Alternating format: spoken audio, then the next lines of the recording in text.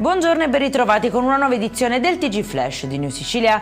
In apertura maxi operazione a Catania nell'ambito del caso ex dogana. 22 persone sono state arrestate al centro dell'inchiesta, sparatorie e traffici di droghe e persino episodi di spaccio all'interno del carcere.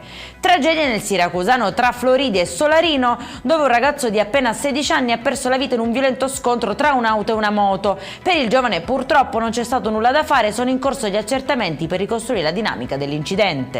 In veste lo zio avrebbe tentato di travolgerlo una seconda volta, denunciato per tentato omicidio un 38enne a Vizzini nel Catanese. L'episodio sarebbe avvenuto al culmine di contrasti familiari di natura economica. Sul caso indagano i carabinieri.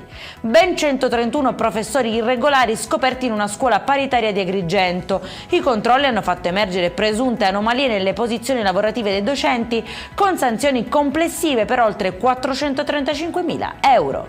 E in chiusura spari a scopo intimidatorio nel centro storico di Bagheria, nel Palermitano. Un 29enne avrebbe esploso diversi colpi di pistola seminando il panico nella zona. L'uomo è stato individuato e arrestato.